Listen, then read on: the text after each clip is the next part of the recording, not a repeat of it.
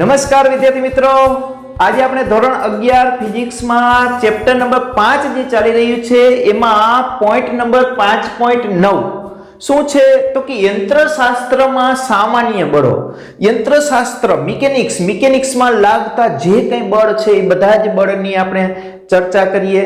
ત્યારબાદ એમાંથી મહત્વનું એવા બળની એક ઘર્ષણ બળની આપણે ડિટેલમાં ચર્ચા કરવાના છીએ. તો ક્રમશઃ જોતા જઈએ તો બે પદાર્થ વચ્ચે લાગતું ગુરુત્વાકર્ષણ બળ, તો બે પદાર્થ વચ્ચે લાગતું ગુરુત્વાકર્ષણ બળ, જે પદાર્થને દળ છે એને ગુરુત્વાકર્ષણ બળ છે. તો ગુરુત્વાકર્ષણ બળ ગુરુત્વક્ષેત્ર વચ્ચે લાગે છે, બરાબર, અને જેને દળ છે એને ગુરુત્વાકર્ષણ બળ છે. આ ગુરુત્વાકર્ષણ બળ બ્રહ્માંડમાં દરેક પદાર્થ એકબીજા ઉપર ગુરુત્વાકર્ષણ બળ લગાડે છે. ત્યારબાદ વાત કરીએ સ્નાયુ બળ. આપણે કોઈ પણ વસ્તુને ઉપાડવી હોય તો આપણા શરીરની અંદર જે બળ જે છે એને સ્નાયુ બળ કહીએ છીએ. કેવું બળ કહીએ છીએ? સ્નાયુ બળ કહીએ છીએ. દરેક પ્રાણીઓ જે છે એ પોતાની પગ ઉપર ચાલે છે તો એક જગ્યાએથી બીજી જગ્યાએ ગતિ કરતા હોય તો એની સાથે સ્નાયુ બળ સંકળાયેલું છે. ત્યારબાદ વાત કરીએ સંપર્ક બળ. સંપર્ક બળ કોઈ પણ પદાર્થને એક જગ્યાએથી બીજી જગ્યાએ ખસેડવો હોય તો આપણે એના ઉપર શું લગાડવું પડે? સંપર્ક કરવો પડે. આ દાખલા તરીકે એક પદાર્થ છે, આને મારે ખસેડવો હોય તો આને મારે સંપર્ક કરવો પડે. સંપર્ક કર્યા બાદ ઈ ખસશે, બરાબર. તો સંપર્ક બળ પણ એક પ્રકાર છે, મહત્વનો ઘટક છે. ઘર્ષણ બળ.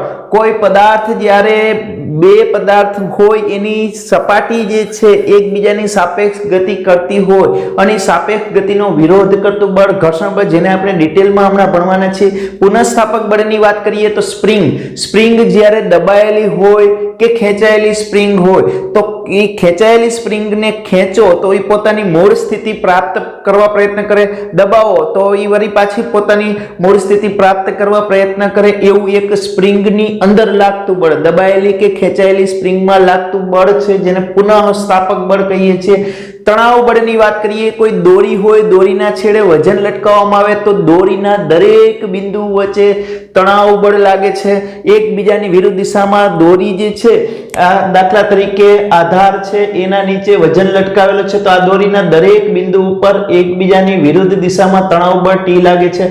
અહીંયા તો કે ઉપર તરફ એક T બળ અને નીચે તરફ તણાવ બળ લાગે છે. તો પરસ્પર વિરુદ્ધ દિશામાં દોરીમાં લાગતું તણાવ બળ, એ સિવાય તાર પર પણ લાગતું હોય. તો શ્યાનતા બળ. ઘન પદાર્થ જ્યારે તરલ પદાર્થની અંદર પ્રવાહીમાં કે વાયુમાં ગતિ કરતો હોય, તરલ એટલે કે વહી શકે એવા પદાર્થ જેને તરલ પદાર્થ કહેવાય, એની અંદર ઘન પદાર્થ ગતિ કરતો હોય ત્યારે એક અવરોધક બળ, ગતિ અવરોધતું બળ લાગે છે, જેને શ્યાનતા બળ કહીએ છીએ. દાખલા તરીકે તમે દૂધના ગ્લાસમાં ચમચીથી હલાવો દૂધને, ત્યારે ચમચી ઉપર પણ એક અવરોધક બળ લાગે છે, એને આપણે શું કહી શકીએ? શ્યાનતા બળ કહી શકીએ. કોઈ પથ્થરને તમે પાણીમાં કે કોઈ પણ પ્રવાહીમાં મુક્ત પતન કરાવો ત્યારે એ પથ્થર પાણીમાં ગયા બાદ ધીમે ધીમે નીચે જાય છે, બરાબર છે. હવાનું અવરોધક બળ લાગે ભાઈ, તો હવાનું અવરોધક બળ, હવા પણ એક તરલ છે, અહીંયા પણ શ્યાનતા બળ લાગતું હોય છે. તો તરલના દબાણને લીધે ઉદ્ભવતું બળ. કોઈ બોલ હોય, ફૂટબોલ, એને પાણીની અંદર ડુબાડો તો આખી આજુબાજુના પાણી કે કોઈ પણ પ્રવાહી છે એ ફૂટબોલને થોડુંક દબાવશે, તો એ તરલના દબાણના કારણે લાગતું બળ છે. આનો ઉપયોગ આપણે ઓઇલ બ્રેકમાં પણ કરતા હોય છે. આપણે વાહનોની અંદર ઓઇલ બ્રેક હોય છે. ત્યારબાદ ઘણી વખત એવા હાઇડ્રોલિક મશીનો હોય છે, એ હાઇડ્રોલિકની અંદર આપણે આ તરલના દબાણને લીધે ઉદ્ભવતા બળનો ઉપયોગ કરતા હોય છે. પૃષ્ઠતાણની વાત કરીએ તો કોઈ પણ પ્રવાહી સપાટી જે છે એની ઉપરની સપાટી ઉપર જે છે એક બળ હોય છે, એક ઉર્જા હોય છે, જેને પૃષ્ઠતાણ કહીએ છીએ. શું કહીએ છીએ? પૃષ્ઠતાણ. એ પૃષ્ઠતાણના કારણે જ બતક જે છે એ પાણી ઉપર તરી શકે છે, મચ્છર કે જીવજંતુઓ પ્રવાહીની સપાટી ઉપર બેસી શકે છે, જેને આપણે પૃષ્ઠતાણ કહીએ છીએ. એ પણ આપણે આગળ ભણવાના છીએ. ત્યારબાદ વિદ્યુત બળ. વિદ્યુત ભારો વચ્ચે લાગતા, પ્રોટોન અને ઇલેક્ટ્રોન વચ્ચે લાગતા બળ છે વિદ્યુત બળ છે. એ સિવાય ચુંબકો વચ્ચે લાગતું બળ ચુંબકીય બળ અને ગુરુત્વાકર્ષણ બળ. આ ત્રણ બળો જે છે એ ક્ષેત્ર બળો છે. કેવા બળો છે? ક્ષેત્ર બળો છે. એ સિવાય પ્રોટોન અને ન્યુટ્રોન વચ્ચે, પરમાણુના કેન્દ્રની અંદર પ્રોટોન અને ન્યુટ્રોન વચ્ચે લાગતું બળ, જેને આપણે ન્યુક્લિયર બળ કહીએ છીએ. કેવું બળ કહીએ છીએ? ન્યુક્લિયર બળ, પરમાણુઓ પરમાણુ વચ્ચે લાગતું પરમાણુય બળ, અણુઓ અણુઓ વચ્ચે લાગતું આંતર આણ્વીય બળ કહેવાય, બરાબર. અને સંપર્ક બળ જે વાત કરી એ સંપર્ક બળના મુખ્ય બે ઘટકો છે. કોઈ પણ સપાટી ઉપર સંપર્ક કરવામાં આવે તો એ સંપર્ક બળ જે છે, આ સપાટી છે એને હું આમ સંપર્ક કરું છું તો આ સંપર્ક બળના બે ઘટકો મળે છે. એક અહીંયા સમાંતર ઘટક અને એક લંબ ઘટક મળે છે. તો લંબ ઘટક જે છે એ લંબ પ્રતિક્રિયા કરે છે. શું કરે છે? લંબ પ્રતિક્રિયા બળ કહે છે અને લંબ પ્રતિક્રિયા પણ કહે છે. અને સમાંતર ઘટકને આપણે શું કહેશું? ઘર્ષણ બળ કહેશું. તો સંપર્ક બળના બે ઘટકો બરાબર યાદ રાખજો. સંપર્ક બળના બે ઘટકો લંબ બળ, જેને લંબ પ્રતિક્રિયા પણ કહે છે, અને સમક્ષિતિજ ઘટક, સમાંતર ઘટક, જેને ઘર્ષણ બળ કહીએ છીએ. શું કહીએ છીએ? ઘર્ષણ બળ કહીએ છીએ. સમાંતર ઘટકને ઘર્ષણ બળ કહીએ છીએ. તો આ ઘર્ષણ બળ વિશે જ આપણે હવે ભણવાના છીએ. આટલું ક્લિયર થયું? હવે આવીએ છીએ ઘર્ષણ એટલે શું? સ્થિત ઘર્ષણ બળની સમજૂતી આપો, એ પ્રકારનો પ્રશ્ન તમને પૂછવામાં આવે તો ઘર્ષણ શું છે પહેલા આપણે એની વાત કરીએ, પછી સ્થિત ઘર્ષણ બળ શું છે અને મહત્તમ સ્થિત ઘર્ષણ બળ શું છે એની પણ આપણે ચર્ચા કરીએ. તો જ્યારે બે સંપર્કમાં રહેલી સપાટીઓ છે એ સાપેક્ષ ગતિ કરે ત્યારે જેના કારણે એ સાપેક્ષ ગતિ મંદ પડે એને આપણે શું કહીએ? ઘર્ષણ. બે સપાટીઓ જે છે એકબીજાના સંપર્કમાં હોય અને સાપેક્ષ ગતિ કરવાની શરૂઆત કરે અને સાપેક્ષ ગતિ જેના કારણે મંદ પડે, એ સાપેક્ષ ગતિ જેના કારણે મંદ પડે છે એનું નામ ઘર્ષણ. સમજાઈ ગયું? તો આ ઘર્ષણની વ્યાખ્યા સમજાઈ ગઈ, બરાબર. અહીંયા એક આકૃતિ આપેલી છે, આકૃતિમાં એક પદાર્થ મૂકેલો છે. આ પદાર્થ, બરાબર, એ પદાર્થ જે મૂકેલો છે એમાં વજન બળ જે છે એ નીચે તરફ W લાગે છે અને આ પદાર્થ વડે સપાટી પર લાગતું વજન બળ નીચે તરફ છે અને આ સપાટી વડે આ પદાર્થ પર લાગતું લંબ બળ ક્યાં છે? ઉપર તરફ છે. આ બંને બળ સમાન મૂલ્યના અને પરસ્પર વિરુદ્ધ દિશામાં છે. અત્યારે આ સંતુલનમાં છે ભાઈ, બરાબર. હવે આ સંતુલનમાં છે. હવે આના ઉપર કોઈ એક સમક્ષિતિજ બળ લગાડવામાં આવે. આ F બળ લગાડવામાં આવે, આ F સમક્ષિતિજ દિશામાં બળ લગાડવામાં આવે તો એ સમક્ષિતિજ દિશામાં બળ લગાડીએ આપણે તો એની કંઈક આ પદાર્થમાં અસર થવી જોઈએ, ભલે એ બળ નાનામાં નાનું હોય. પણ અહીંયા આપણે બળ લગાડીએ છીએ ને તો હજી પદાર્થ જે છે એ ખસતો નથી. દાખલા તરીકે આ એક સપાટી છે, સપાટી ઉપર આ એક પદાર્થ મૂકેલો છે આપણે, બરાબર. હવે હું આના ઉપર બળ લગાડું છું, પદાર્થ ખસતો નથી, બરાબર, ખસતો નથી. હું કંઈક બળ તો લગાડું જ છું, બરાબર. તો ખસતો નથી તો મારા બળનો કોક વિરોધ કરે છે ભાઈ. પદાર્થ ખસતો નથી એનો મતલબ મારા બળનો કોઈક વિરોધ કરે છે. જો અહીંયા કોઈ વિરોધ કરવા વાળું ન હોત, હું જે અહીંથી સમક્ષિતિજ દિશામાં બળ લગાડું છું F એકલું F બળ જ હોત તો આ પદાર્થ ખસવો જોઈએ.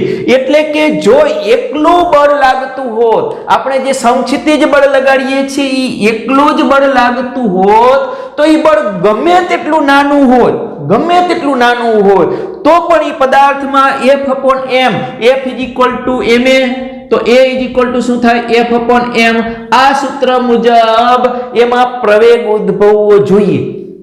પણ હું અહીંયા સમક્ષિતિજ દિશામાં બળ લગાડું છું ભાઈ, આ પદાર્થ ઉપર બળ લગાડું છું પણ એનામાં પ્રવેગ ઉત્પન્ન નથી થતો. એનો મતલબ હું જે અહીંયા બળ લગાડું છું એનો વિરોધ કરે છે કોણ વિરોધ કરે છે? તો જે વિરોધ કરે છે એ છે ઘર્ષણ બળ. શું છે? ઘર્ષણ બળ. તો આ પ્રવેગથી ખસતો હોવો જોઈએ, જે ખસતો નથી.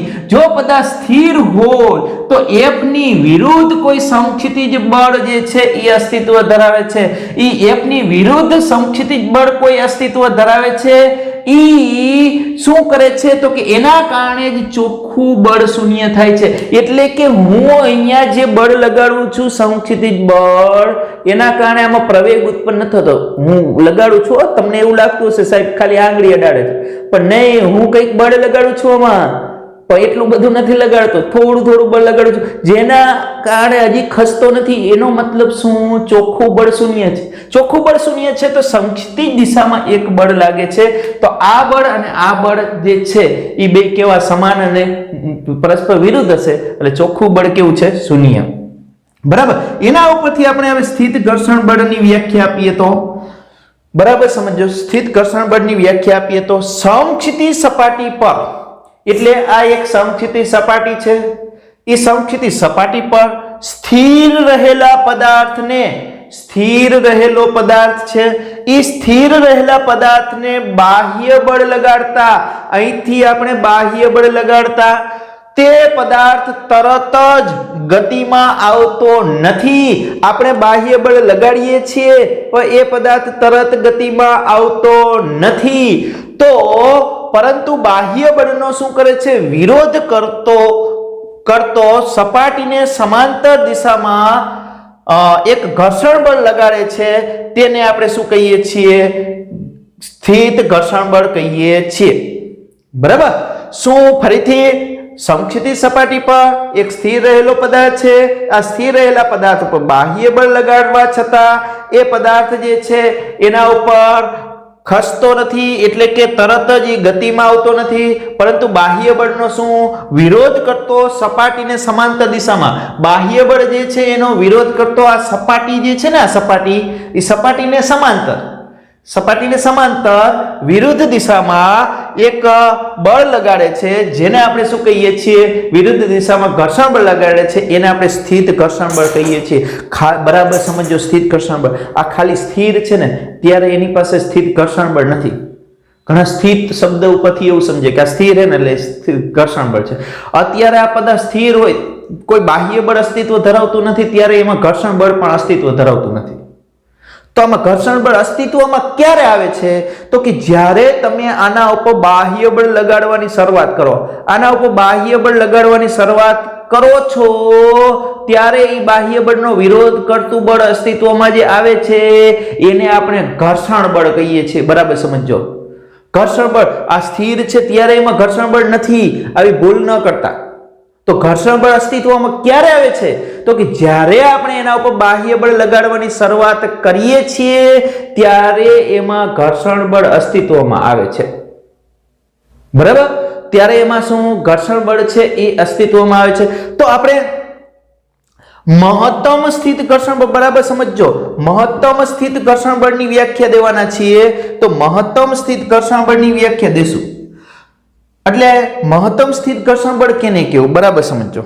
હવે દાખલા તરીકે આ પદાર્થ છે એના ઉપર હું બળ લગાડું છું.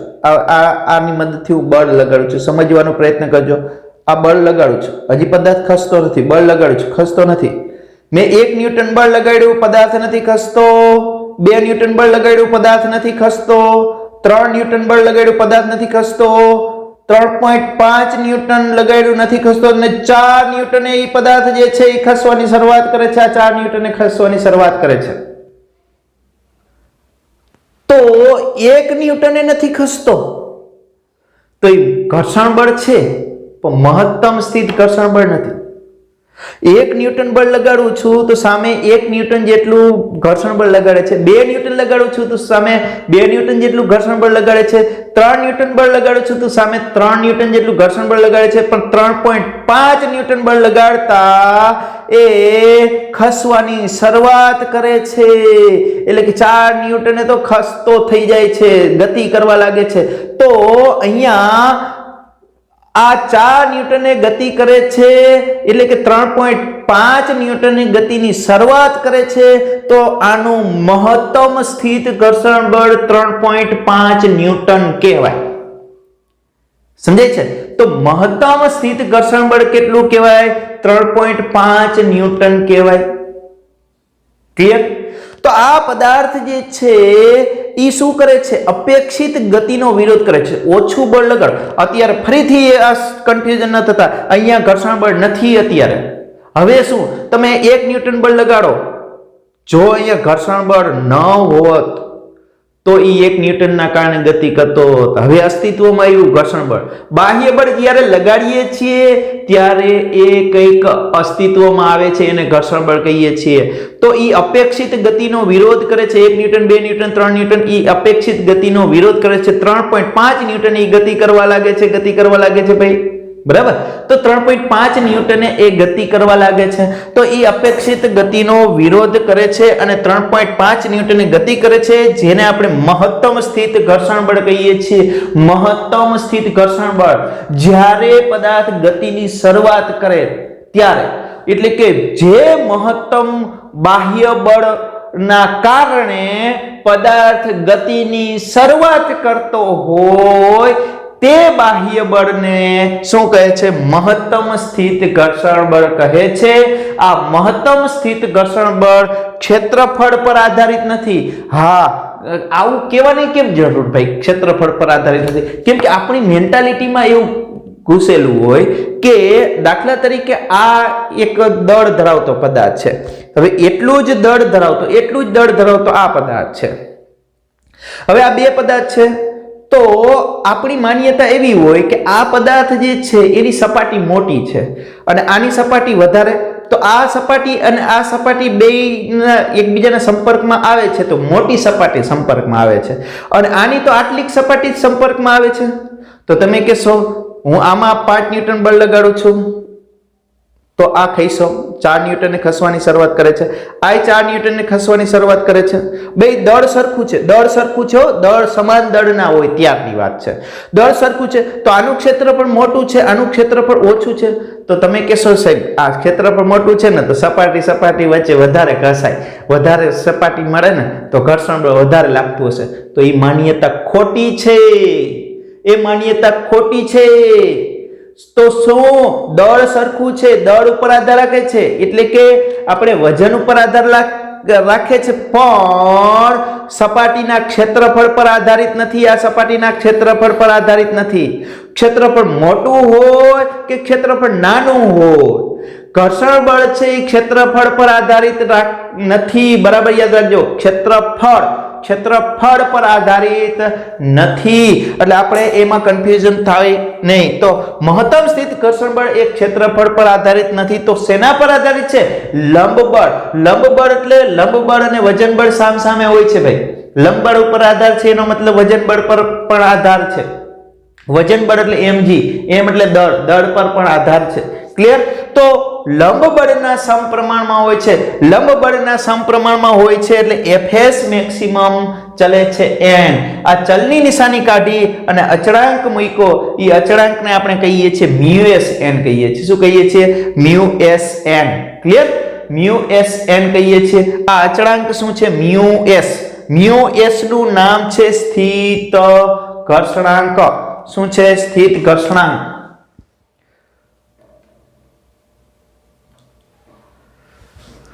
હા, હવે દેખાતું હશે. μs બરાબર સ્થિત ઘર્ષણાંક. તો એ સ્થિત ઘર્ષણાંકનું મૂલ્ય શેના ઉપર આધાર રાખે છે? તો કે સપાટીના પ્રકાર, દ્રવ્યની જાત અને તાપમાન પર આધાર રાખે છે. મહત્તમ સ્થિત ઘર્ષણાંક શેના ઉપર આધાર રાખે છે? તો કે સપાટીના પ્રકાર. યાદ રાખવાનું છે, સપાટી કયા પ્રકારની છે એના ઉપર સપાટીના પ્રકાર પર આધાર રાખે છે, ક્ષેત્રફળ પર નહીં. સપાટીના પ્રકાર, દ્રવ્યની જાત, આ પ્લાસ્ટિકનું દ્રવ્ય છે, આ સ્ટીલનું દ્રવ્ય છે, લોખંડનું દ્રવ્ય છે, બરાબર છે. દ્રવ્યની જાત અને તાપમાન પર આધાર રાખે છે સ્થિત ઘર્ષણાંકનું મૂલ્ય μs.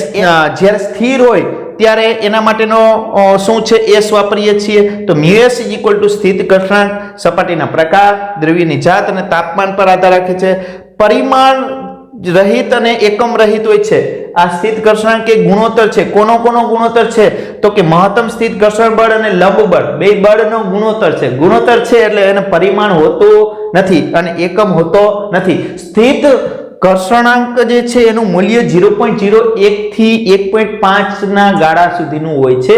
0.01 થી 1.5 સુધીના ગાળાનું હોય છે. આટલું ક્લિયર થઈ ગયું. હવે આવે છે ગતિક ઘર્ષણ. ગતિક ઘર્ષણ વિશે સમજાવો. તમને એ પ્રકારનો પ્રશ્ન પૂછવામાં આવે તો સિમ્પલ છે ભાઈ, સંપર્કમાં રહેલી સપાટીઓની બે સંપર્કમાં રહેલી સપાટી છે, આ એક સપાટી, આ બીજી સપાટી, આ પદાર્થ છે આ સપાટી ઉપર, બરાબર. તો સંપર્કમાં રહેલી સપાટીઓની સાપેક્ષ ગતિનો વિરોધ કરતા ઘર્ષણ બળે, સાપેક્ષ ગતિનો વિરોધ કરતા, ગતિ ચાલુ હોય ત્યારે આ સ્થિત ઘર્ષણ બળમાં આપણે શું કરીએ છીએ, સ્થિર સ્થિતિમાંથી ગતિમાં લાવવા માટે લગાડતા હતા. હવે અહીંયા આપણે શું કરવાના છીએ, આ પદાર્થની ગતિ ચાલુ જ છે, બળ લગાડીએ છીએ, ગતિ ચાલુ છે ત્યારે અહીંયા ઘર્ષણ બળ લાગે હો, ગતિ ચાલુ છે ત્યારે ઘર્ષણ બળ લાગે છે. તો સંપર્કમાં રહેલી સપાટીઓની સાપેક્ષ ગતિનો વિરોધ કરતા ઘર્ષણ બળને ગતિક ઘર્ષણ બળ કહેવાય. એટલે કે ગતિ ચાલુ હોય ને ત્યારે એ બે સપાટી વચ્ચે જે ઘર્ષણ બળ લાગે એ ઘર્ષણ બળને કેવું ઘર્ષણ બળ કહેશું, ગતિક ઘર્ષણ બળ કહે છે. ક્લિયર? સંપર્કમાં રહેલી સપાટીઓની સાપેક્ષ ગતિનો વિરોધ કરતો ઘર્ષણ બળ છે એને શું કહેવાય, ગતિક ઘર્ષણ બળ. ગતિક ઘર્ષણ બળ છે ને એ આ મહત્તમ સ્થિત ઘર્ષણ બળ કરતા ઓછું હોય હો.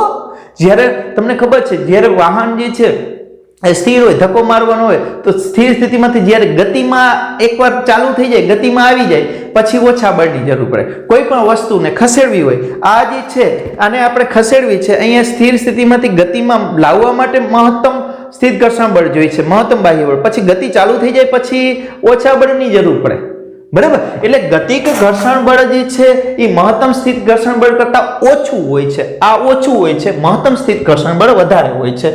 ગતિક ઘર્ષણ બળ પણ ક્ષેત્રફળ પર આધારિત નથી અને વેગ પર પણ આધારિત નથી. અહીં વેગ શબ્દ લીધો કેમ કે ગતિ એવી એટલે ચોખવટ થઈ જાય, કન્ફ્યુઝન દૂર થઈ જાય. ક્ષેત્રફળ પર તો આધારિત નથી પણ સાથે સાથે વેગ પર પણ આધારિત નથી. અને ગતિક ઘર્ષણ બળ પણ શેના ઉપર આધાર રાખે છે, લંબ બળના સમપ્રમાણમાં હોય છે. તો સિમ્પલ Fk ચલે છે, અહીંયા જેમ Fs ચલે છે n કર્યું એવી રીતે અહીંયા Fk, k એટલે કાઇનેટિક એટલે ગતિ.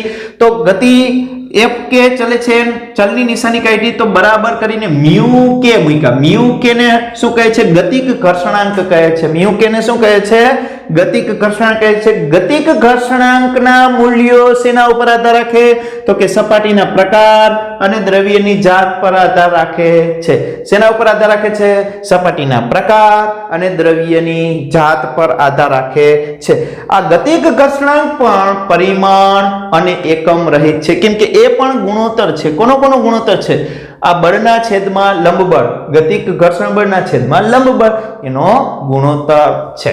ક્લિયર થઈ ગયું? તો આટલી આપણે વાત કરી. હજુ એક ઘર્ષણ બળ રહી જાય છે, રોલિંગ ઘર્ષણ બળ, એની વાત કરીએ. હવે વાત કરીએ રોલિંગ ઘર્ષણ.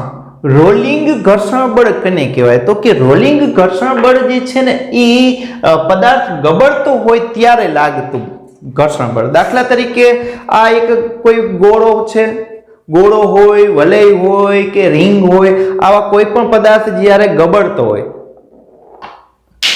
બરાબર. તો આ રીતે ગબડતો પદાર્થ હોય, આમ ગબડતો હોય ત્યારે એના ઉપર કંઈક ઘર્ષણ બળ લાગે. એ ઘર્ષણ બળને કેવું ઘર્ષણ બળ કહેશું, ગબડતા પદાર્થ પર લાગતા ઘર્ષણ બળને રોલિંગ ઘર્ષણ બળ કહે છે. કેવું કહે છે, રોલિંગ ઘર્ષણ બળ. જ્યારે કોઈ પણ રિંગ હોય, વલય હોય કે નળાકાર હોય, ગબડતો કોઈ પણ પદાર્થ હોય, એના ઉપર લાગતા ઘર્ષણ બળને રોલિંગ ઘર્ષણ બળ કહે છે.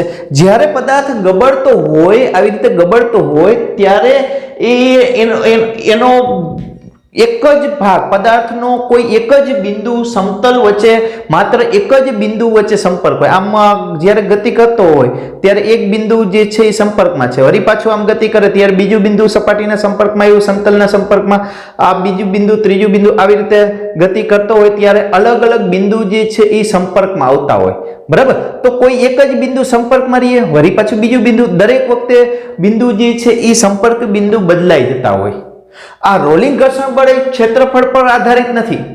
શેના સમપ્રમાણમાં છે ભાઈ, લંબ બળ n ના સમપ્રમાણમાં છે. આની જેમ જ જે રીતે આપણે સ્થિત ઘર્ષણ બળ અને ગતિક ઘર્ષણ બળની વાત કરી કે આમાં પણ આપણે કીધું કે લંબ બળ n ના સમપ્રમાણમાં હોય છે, આમાં પણ લંબ બળ n ના સમપ્રમાણમાં. એવી રીતે રોલિંગ ઘર્ષણ બળ પણ લંબ બળ n ના સમપ્રમાણમાં હોય છે અને ક્ષેત્રફળ પર આધાર રાખતું નથી.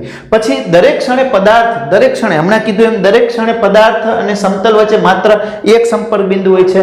અહીંયા દરેક વખતે શું હોય, સમય સાથે એનું સંપર્ક બિંદુ જે છે એ બદલાઈ જતું હોય.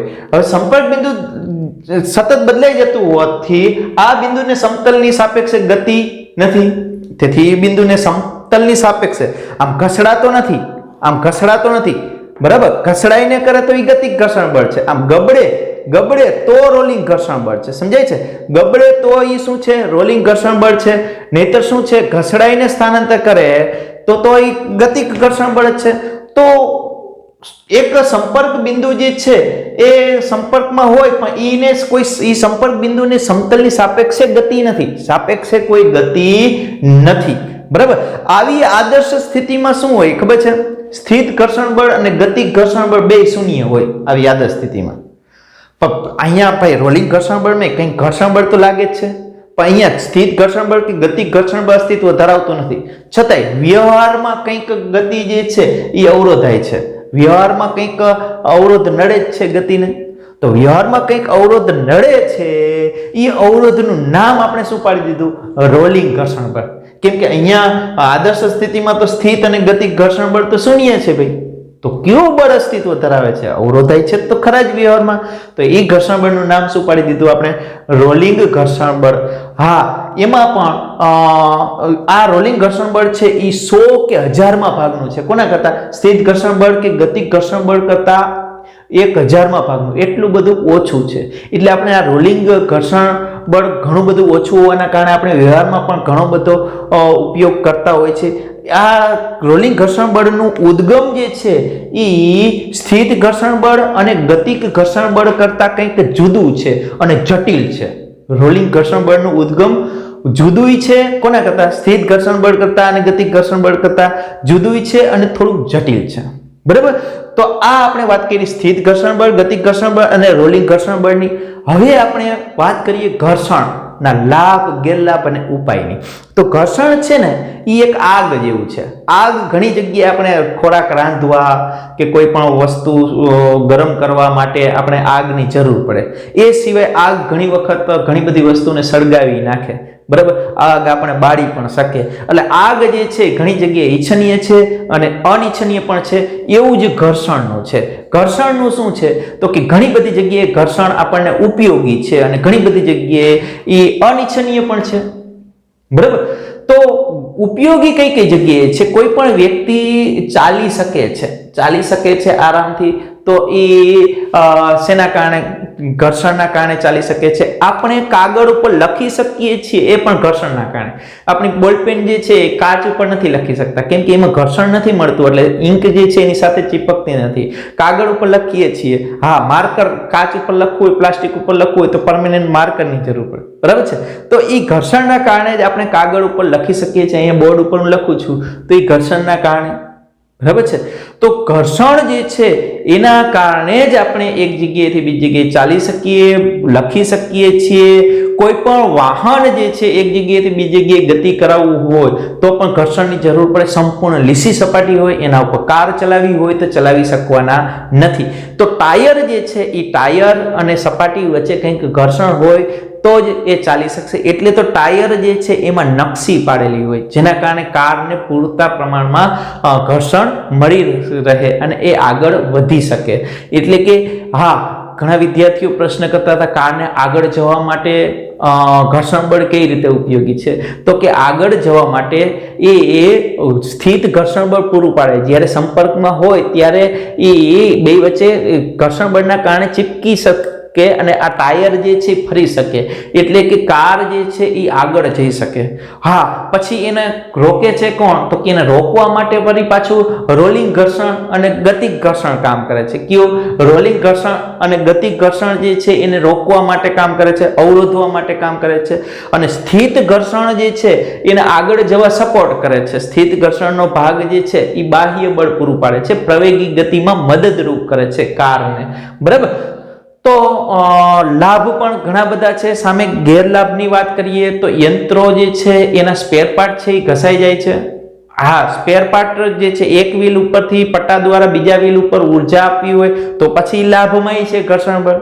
પછી યંત્રો જે છે એને સ્પેર પાર્ટ ઘસાઈ જવા, જેના કારણે આર્થિક નુકસાન થવું, એ સિવાય ઉર્જાનો વ્યય થવો, એ શું છે? ગેરલાભ છે. આપણા ચપ્પલના તળિયા, આપણા પગ, આ બધું ઘસાઈ જાય, એ બધા શું છે? ગેરલાભ છે, બરાબર? તો ઉપાય શું, જે જગ્યાએ ગેરલાભ છે, ઉર્જાનો વ્યય થાય છે, એ જગ્યાએ શું કરવું જોઈએ જેના કારણે આપણે ઘર્ષણ ઘટાડી શકીએ? તો કે ઊંજણ કરવું જોઈએ. શું કરવું જોઈએ? ઊંજણ, ઓઇલ ગ્રીસ કરવામાં આવે, બરાબર?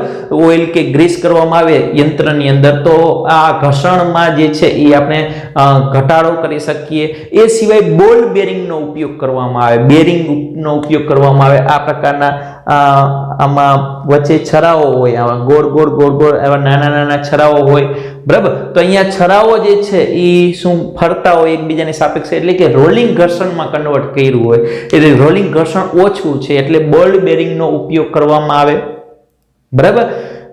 ત્યારબાદ ઘણી વખત બે સપાટી જે છે એની સાપેક્ષ ગતિની વચ્ચે હવાની ગાદી પણ રાખવામાં આવે, જેના કારણે પણ આપણે ઘર્ષણ બળ જે છે એ ઘટાડી શકીએ છીએ. તો અહીંયા આપણે આ લેક્ચર પૂરો કરીએ છીએ. આ વિડીયો થોડોક મોટો બની ગયો છે કેમ કે એક પોઈન્ટ છે, આપણી પાસે સમય ઘણો ઓછો હતો, બરાબર? અને પૂરો કરવાનો હતો, ચેપ્ટર આપણે પૂરું કરવું છે ટૂંકા સમયમાં, એટલે આપણે આ ત્રણેય પોઈન્ટ લઈ લીધા છે: સ્થિર ઘર્ષણ બળ, ગતિક ઘર્ષણ બળ, રોલિંગ ઘર્ષણ બળ. એટલે ઘર્ષણનો આખો પોઈન્ટ સળંગ લેવાઈ જાય અને તમે સમજી શકો, બરાબર? 2 વખત આ વિડીયો જોઈ લેશો એટલે કમ્પ્લીટ સમજાઈ જશે, કેમ કે અમુક પોઈન્ટમાં થોડી સ્પીડ રાખેલી છે, બરાબર? થેન્ક યુ વિદ્યાર્થી મિત્રો.